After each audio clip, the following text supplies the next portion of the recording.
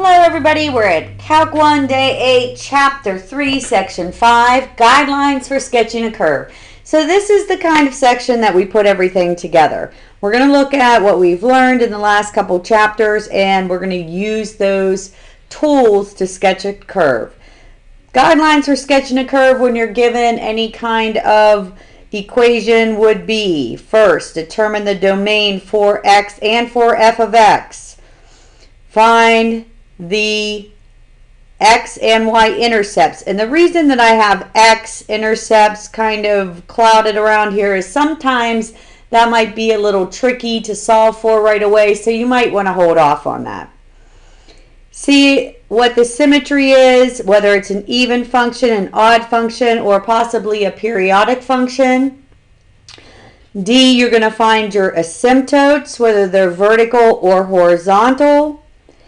E, want your intervals of increasing and decreasing by using your first derivative and then checking your intervals. Local max and local minimum possibilities by the result of that table. Concavity and the points of inflection will be the second derivative. And then finally, you're going to use a couple guide points and you're going to sketch the curve with all of these attributes. So let's take a look at the first one. I made this little card so we can use it as a little bit of a cheat sheet here. We'll set it right here. Okay, so example 1 in the book, we have y equals 2x squared over x squared minus 1. All right, domain. All right, so the domain are your x values. When I look at this, I can see that the x values that will not work will be plus or minus 1 because you cannot have 1 on the 0. So for A value, our domain would be x cannot equal plus or minus 1, or you can also give interval notation from negative infinity to negative 1, 1 to positive, or negative 1 to positive 1, and then positive 1 to positive infinity. All right, next are my intercepts. And I take a look at my intercepts. I can see that when I make x 0, y is 0. And if I make y 0 and solve and bring this to the other side and continue to solve that, I will also get my x intercepts as 0. So my x and y intercepts are 0.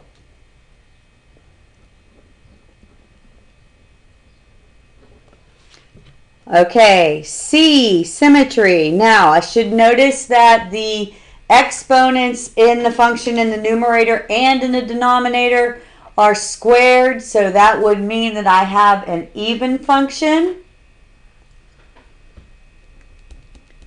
because I have even exponents. And that means that it will be symmetric around the y-axis.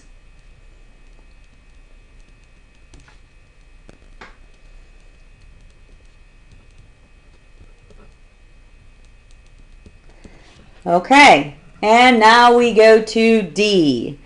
D, we're going to take a look at our asymptotes. So let's first look at our horizontal asymptotes by looking at the limit as x approaches positive and negative infinity. Let's see what that's going to look like. I have 2x squared on the top, x squared minus 1 on the bottom. Now, if you recall, I told you that if you have the degree, the highest degree on the top and on the bottom, your little shortcut here is to take your coefficients and you can put 2 over 1. So my limit as x approaches positive infinity, we know for sure is 2. And then as we consider negative infinity, because I have x squared on the top and on the bottom, it will also be 2 because my negative values will be squared. So 2 will be a horizontal asymptote.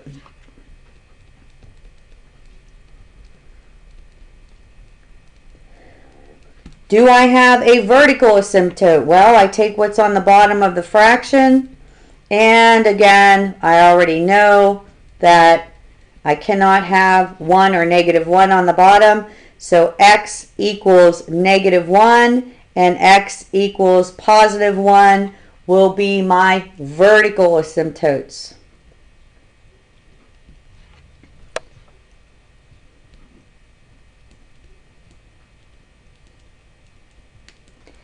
Okay, now where are we at? Let's see, we just did D, so we're E, we're at finding a derivative.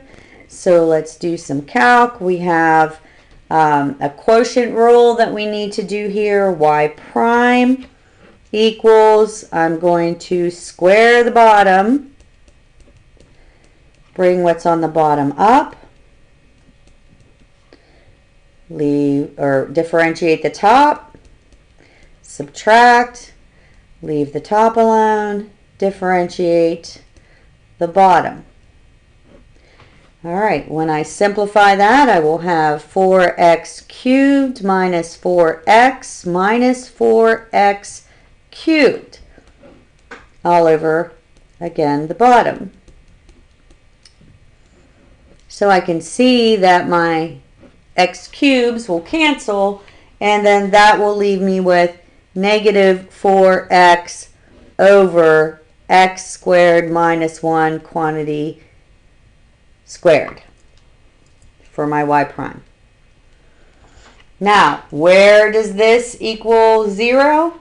That's what I want to check. Or, where is it undefined? Well, I see that x here, if it's 0, that's one place I need to check. Then on the bottom, I still have my x squared minus 1, so that will give me -1 and +1. If I put that in order, then I want to check my intervals, so I'm going to start with x is less than -1. Then x is going to be greater than -1, but less than 0. X will be greater than 0 and less than 1. And finally, x is greater than 1. These will be my sections that I will check. Now, you can do it this way, or if you prefer to do the number line, like I did before in the other example, and check it that way, you can do it that way as well. All right, so here I'm going to be checking my first derivative just to see if it is positive or negative. So if I put in a value that is less than -1, let's try -2. That will be positive. If I put -2 in here, I'll get 4 minus 1, which is positive. So this is indeed positive. So we are looking at increasing. And again, we're checking these values in the derivative. All right, let's pick a number that is bigger than -1 or less than 0. So bigger than -1, less than 0. We might as well pick -1/2. So if I have -4 times -1/2 over -1/2 squared minus 1 squared. So this is +2 on the top. And then on the bottom, I have 1/4 minus 1. And whatever that value is, which is negative, will be also squared. So this value is also going to be positive.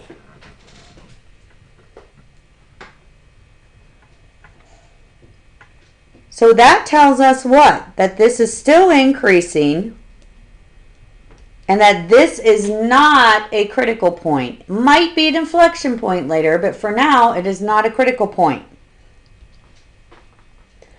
All right, now I need to check a value between 0 and +1, so I'm going to do the same thing, but this time I'm going to have +1/2. So we know already that if I put +1/2 in the bottom, once I do this and I square it, I'm going to have positive. It's going to be negative on the top. So this will be negative, and now I am decreasing. So that tells me that here 0 is a critical point. Now finally, I'm going to check a value bigger than 1. So when I check a value bigger than 1, let's put in a 2. So if I put 2 in here, I will get -8. And if I put 2 in the bottom, I'm going to get 4 minus 1 is 3, squared is 9. Doesn't matter, it's positive, so this is negative here. So still decreasing. So far this is looking pretty interesting. We've got all kinds of asymptotes. We've got looks like possible inflection points coming up. Let's see. So the next thing we need to do is F, and that would be looking for what our maximum and minimum values are.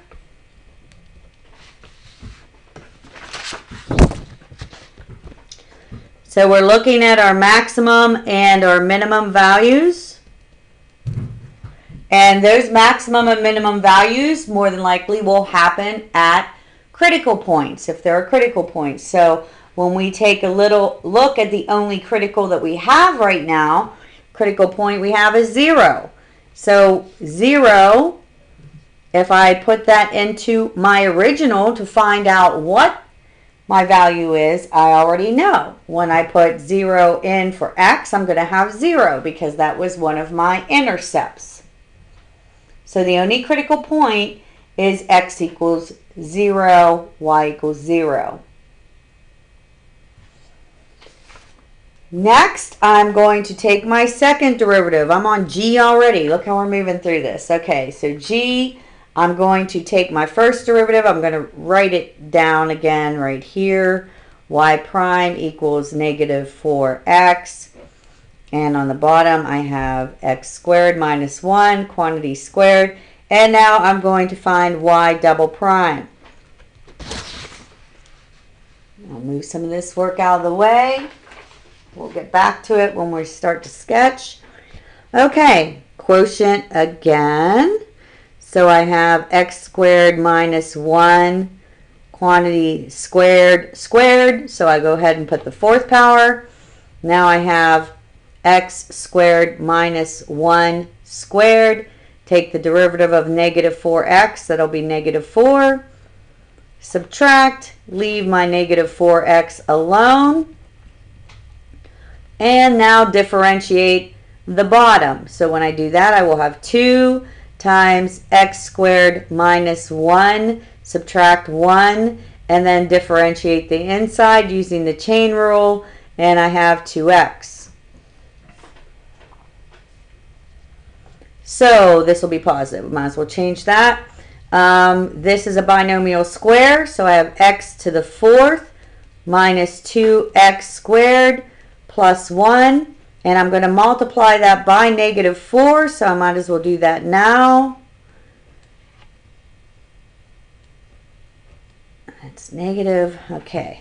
So here we go. Now I'm going to look over here and I have this being 4x, and then I also have another 4x, so that's 16x squared multiplied into this, so that will give to me 16x to the 4th minus 16x squared.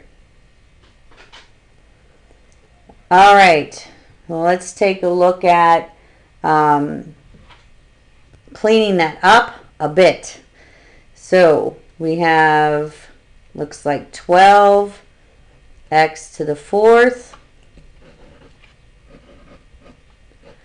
and looks like -8x squared minus 4. Well, I can see right away that I can factor out a 4. I don't know if I will need to, but I can factor out a 4. Maybe I can do that and then factor the bottom, possibly. So let's do that. 4, 3x to the 4th minus 2x minus 1. Now, squared.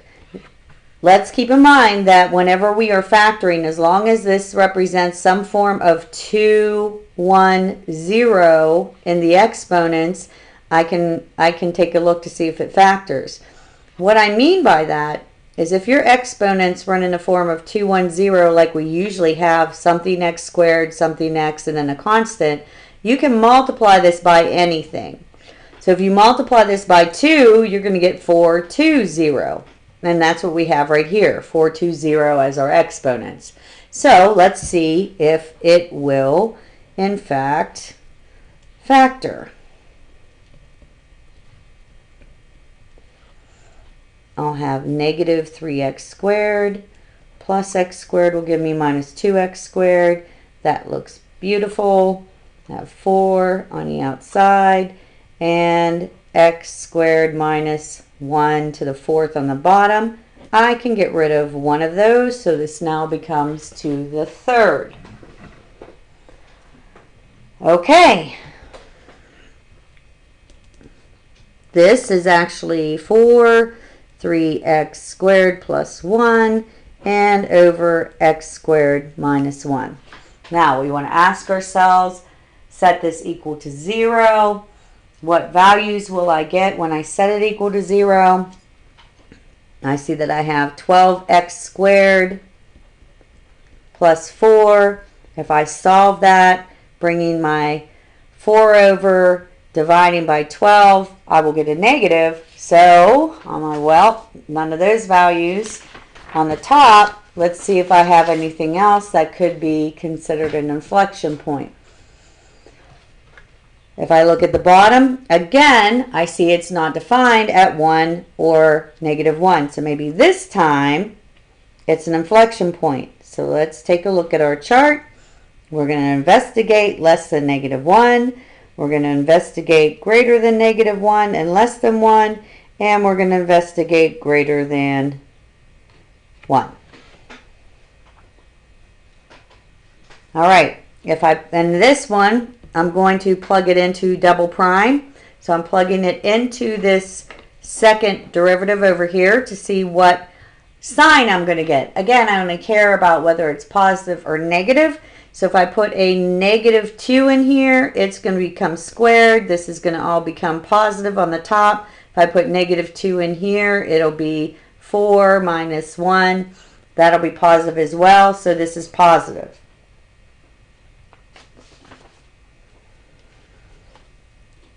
Pick a number between negative 1 and 1. Might as well pick 0. If I plug 0 in, I will have 4 times 1, which is 4, over a negative value. So this is negative.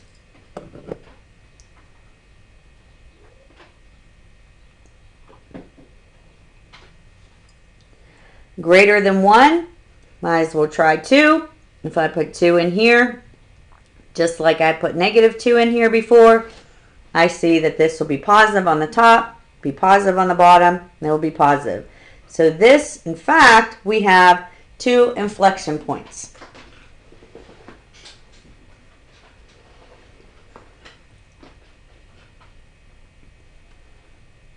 Possible inflection points. Okay, so this curve is going to be concave up, concave down, and then concave up again. And then the very last thing we want to do is put in a couple guide points to see how our beginning and our end might look like. So let's go back to my original problem. And I'm looking at the area that it's focused around, negative 1, 0, and 1, negative 1 and 1. So I'm going to go ahead and put in the value of 2. If I put in a value of 2 here, I will have 4 times 2, which is 8, over 4 minus 1, which is 3. So there is one of my points. If I put in a value of negative 2, I already know it's an even function, so since it's an even function, I will also get 8/3. That was a problem on the test. If you know it's even, then the x value just becomes opposite. All right, we have all of this stuff. Now we can sketch it.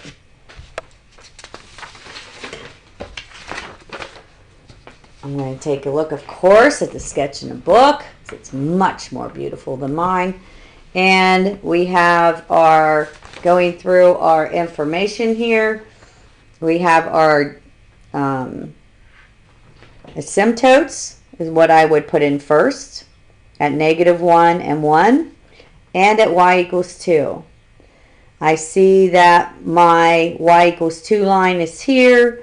My guide point would be in here somewhere on each side.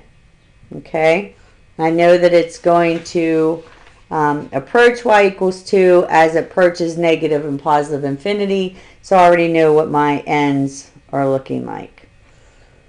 Okay, I come in here and I have my point at 2 8/3 or negative 2 8/3 and at 2 8/3, so those points will be there. Then I have my critical point right here at 0. This part is kind of strange, so it comes up, critical point, down. So let's see if it agrees with our table. We have our increasing. Is it increasing? Increasing, increasing, increasing, increasing. Yes. Increasing, increasing, increasing, increasing. Yes. Then decreasing, decreasing, decreasing. Again, yes. And decreasing, decreasing, decreasing, decreasing. Okay? So that's good.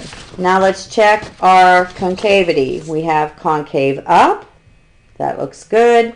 We have concave down. That looks good. And we have concave up again. Okay? All right. Ready to do another one? Of course you are. Yay. Okay, so here we go. Example 2. We have our little list here.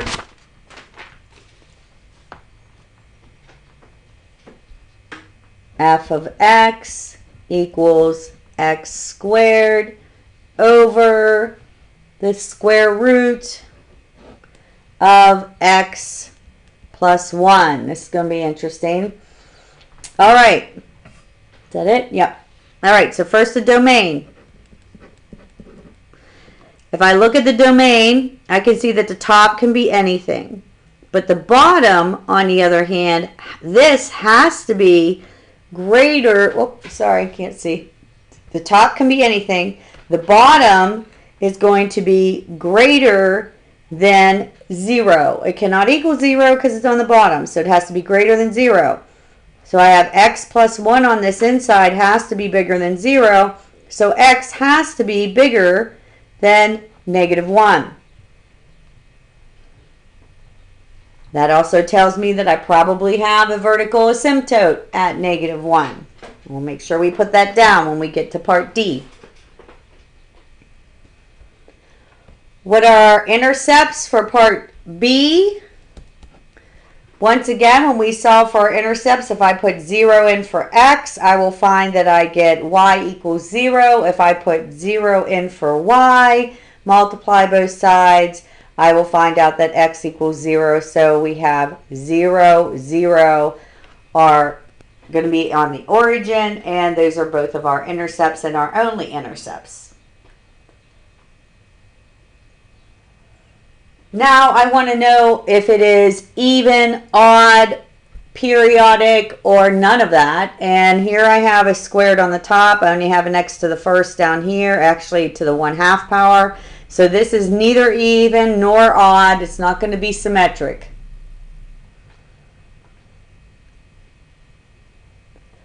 And now I'm at D.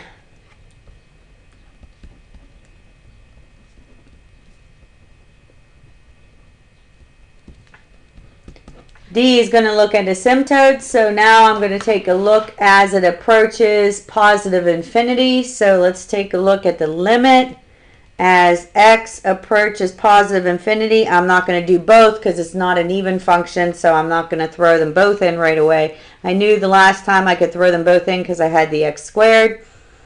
So here I have x squared over square root of x plus 1. And I take a look at this. This will get larger and larger and larger and larger, and so will this. So I will have my limit approaches infinity. So there's no horizontal asymptote.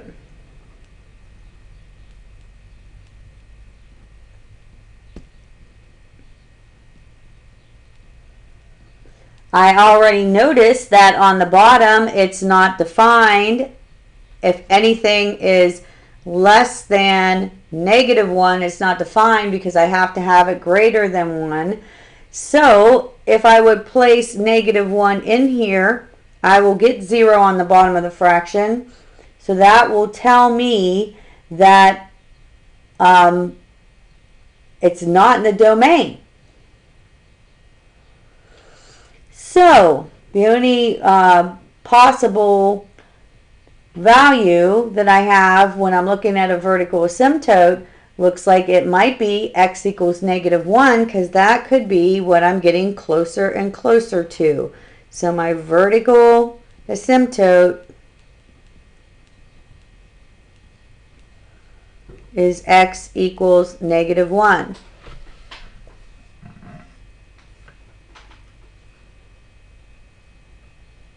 None for horizontal, and x equals -1 for vertical.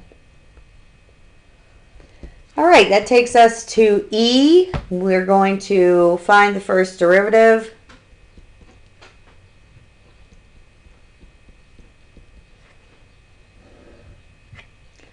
I'm going to take the bottom and square it.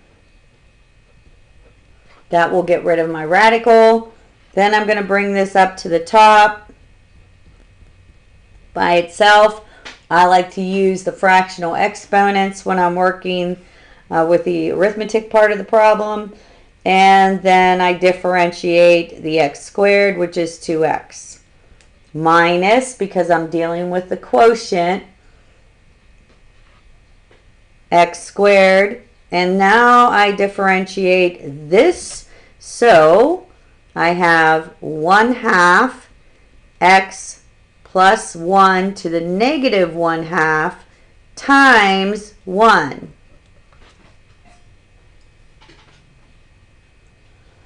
So that's a little bit messy, so we're going to have to clean that up. So I have 2x here. I have the square root of x plus 1 minus, let's see, looks like I'm going to have the 2 on the bottom. Square root of x plus 1 on the bottom, and then an x squared on the top.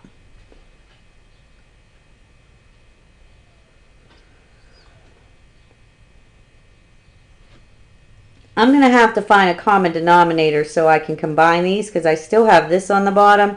So I'm going to multiply this top and bottom by 2 square root of x plus 1.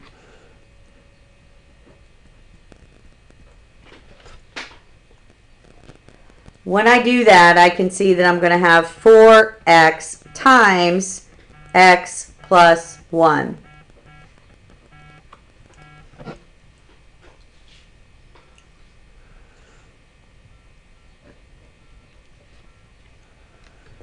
This is all over 2 times the square root of x plus 1. And that is over the x plus 1 here. So I'm just going to move that to the bottom. And you might see this written as 2 times x plus 1 to the 3 halves. because this is 1½ 3/2. Okay, let's finish the top. 4x squared plus 4x minus x squared.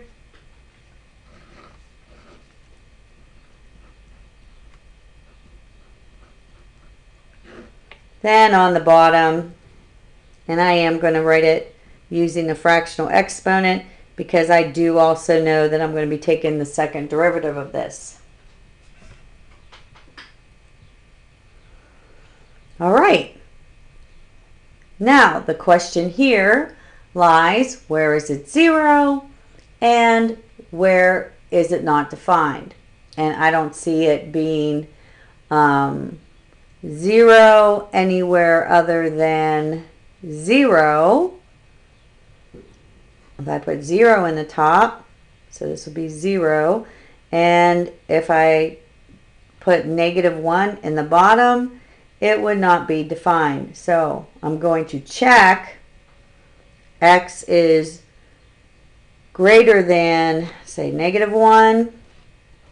X is going to be, oh, actually less than, sorry. X is less than -1. X is greater than -1 and less than 0. And then x is greater than 0. Let's see what we got. Okay, so if I pick a number, let's pick, let's see if I'm going smaller than -1. Let's pick -2. If I have -2 here, that'll be 4. 3 times 4 is 12. -8 if I have -2 here, so that's a positive on the top. And then if I put -2 here, then I'm going to have -1 on the bottom. Oh, but wait a minute. I have to realize that the bottom, I don't have -1 in my domain. So I can't go smaller than -1 because I have to have numbers that are bigger than -1 in my problem. So I don't even have to check this.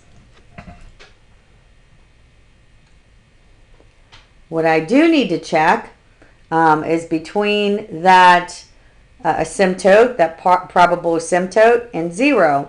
So if I put in 1/2, I have 3 times, let's find a place I can do some scratch work, 3 times 1/4, if I stick 1/2 in here, or actually, yeah, -1/2.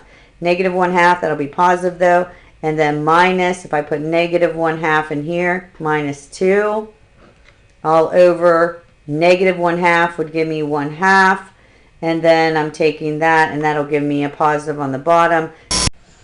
Okay, so this is negative because I have 3/4 here, -2, so that'll give me a negative value over a positive value. So here I'm going to be decreasing. And now let's check greater than 0. If I go greater than 0, let's put value of 1 in here, have a positive on the top, have a positive on the bottom. So I do in fact have positive here.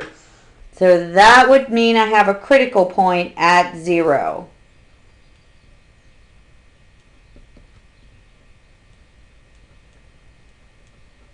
And I remember that my point is 0, 0, so that will be at the origin. All right, so that is my E value. Now let's look at F. Ask for the maximum or maximum or minimums. We just said that the critical point is at 0, so that point is going to be 0, 0, a maximum or a minimum. And since it is decreasing, then increasing, this is a minimum point.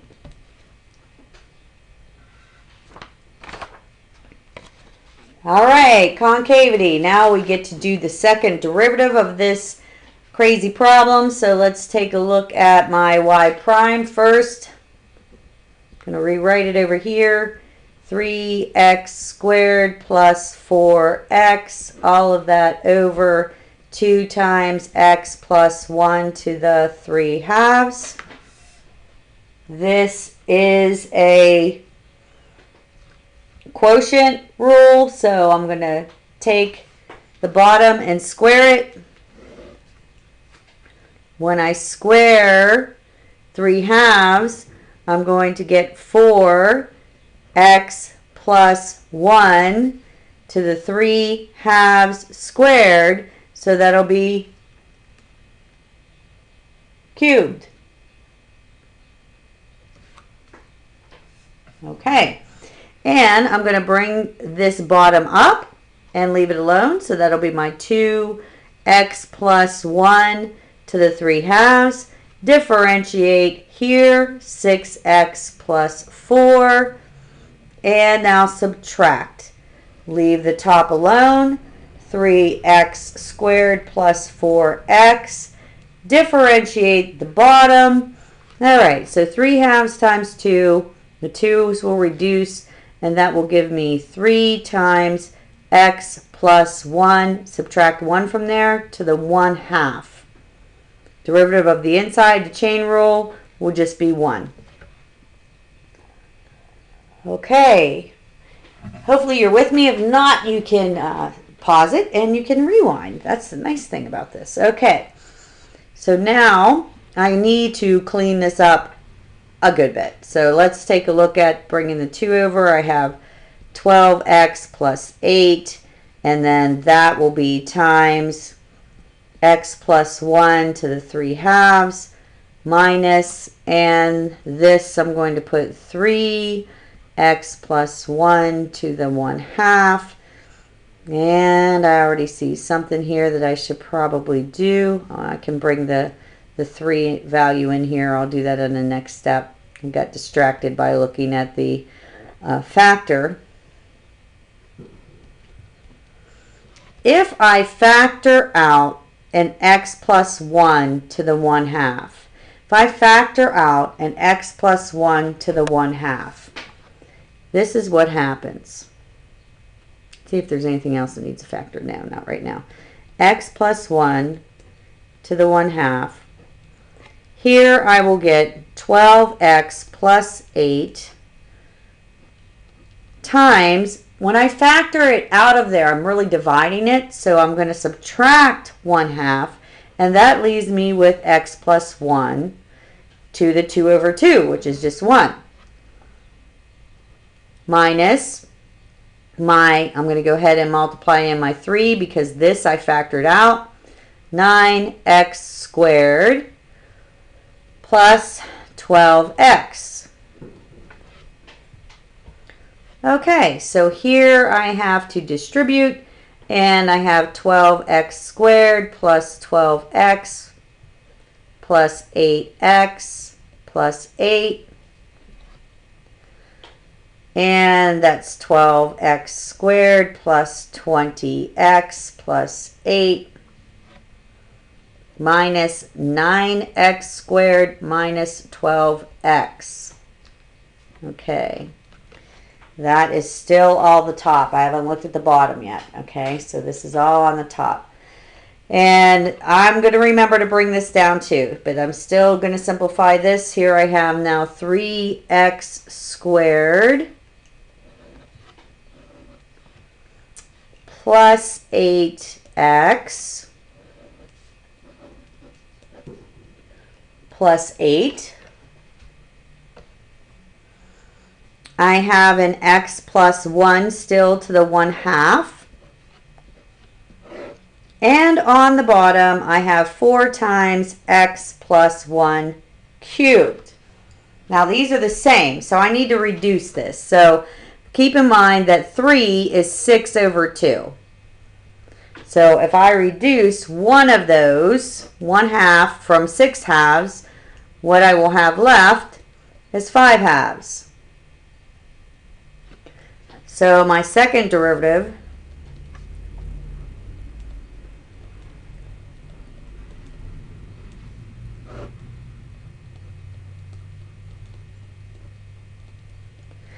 is 3x squared plus 8x plus 8 over 4 times the quantity x plus 1 to the 5 halves. Now, the denominator is always positive, okay? And the numerator is a quadratic equation, which is always positive. So it doesn't look like we have any points of inflection to try. Keeping in mind again that we have a domain of x is greater than -1 for this problem. So there are no possible inflection points after all that.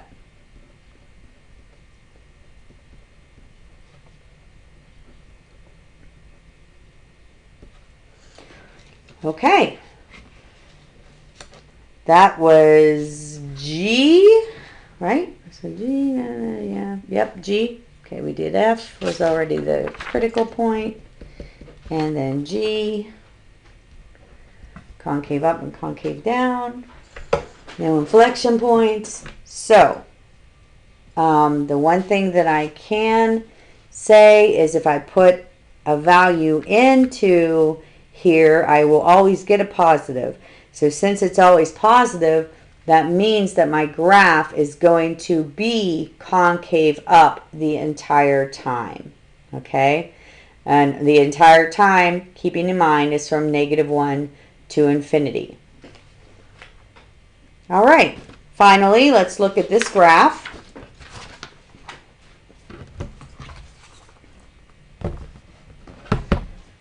Here we go. Looks like I got a little bit of my water on my paper. Sorry about that. And here I have my vertical asymptote. And look, it's almost like a parabola. Concave up the entire time. And there you go. 0, 0. Okay. Next, let's take a look at a trig function. Now we know right away that the trig function is going to be periodic. So we know part C, we're going to say it's a periodic function.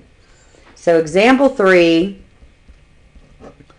says sketch the graph f of x equals cosine of x over 2 plus sine of x. All right, now the domain is going to be, look at the top and look at the bottom, see if anything in there causes a red flag, and it doesn't. So the domain for A is going to be all real numbers. Okay. The y-intercept, if I put x equals 0 in here, I have cosine at 0 being 1, sine of 0 is 0. So my intercept, when I take a look at putting x equals 0, and my y-intercept is going to be positive 1/2, because I have 1 on the top and 2 on the bottom, so 1/2. Now the next thing that's interesting is that I have a periodic function, so my x-intercepts are going to occur over and over and over again whenever cosine is 0. So when cosine equals 0, I will have x-intercepts.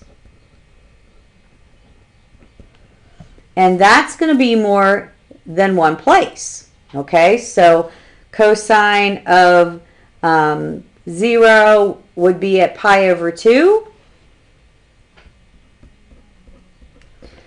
And I'm going to have intervals of pi over 2, so I can write it as 2n plus 1 times pi over 2, where n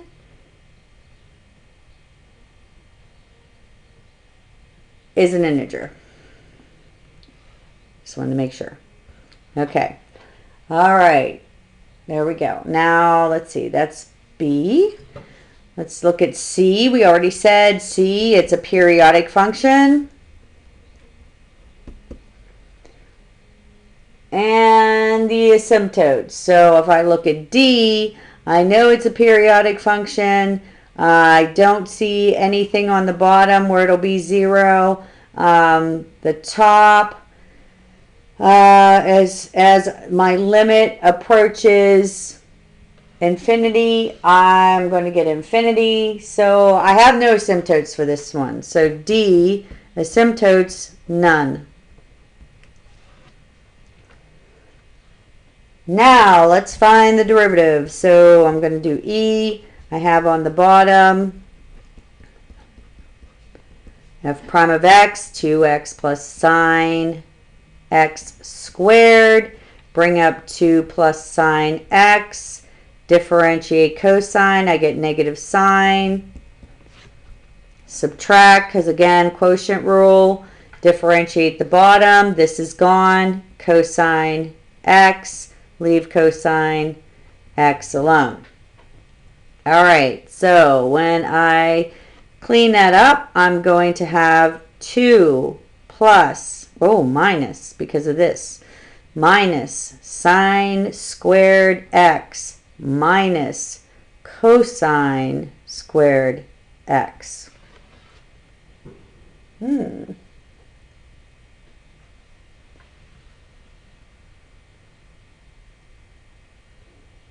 Should I have everything right here?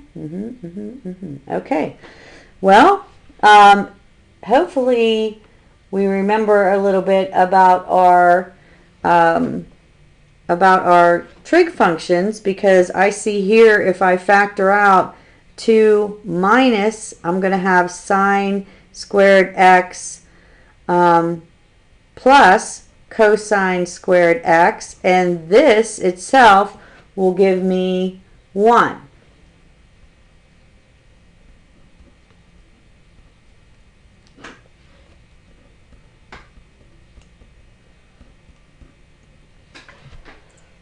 All right.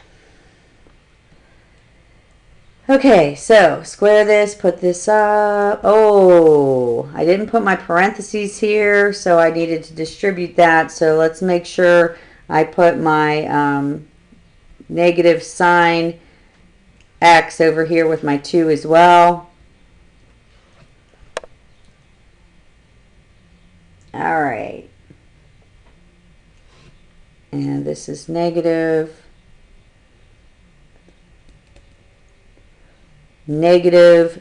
2 sine x plus 1 over 2 plus sine x squared. Okay, now looking at that, let's see if we have any kind of inflection points or any kind of critical points. I see that the top is going to be less than 0 when my y value is greater than 0. So, because I have this negative number here, so sine is going to be less than negative 1/2. We have, well, it looks like we're going to have a periodic of critical points because it's going to go up, down, up, down, up, down.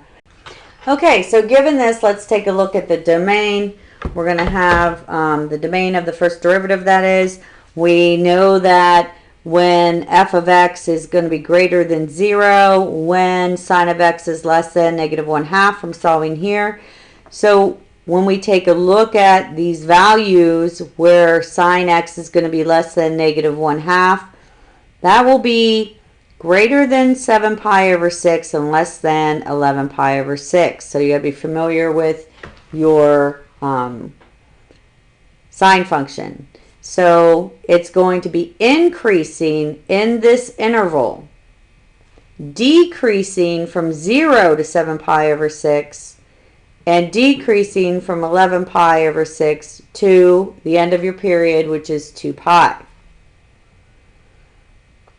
All right, now E, from the first derivative test, we see that local minimum value is 7 pi over 6, negative 1 over 3, and the local maximum is 11 pi over 6, which is positive 1 over the square root of 3.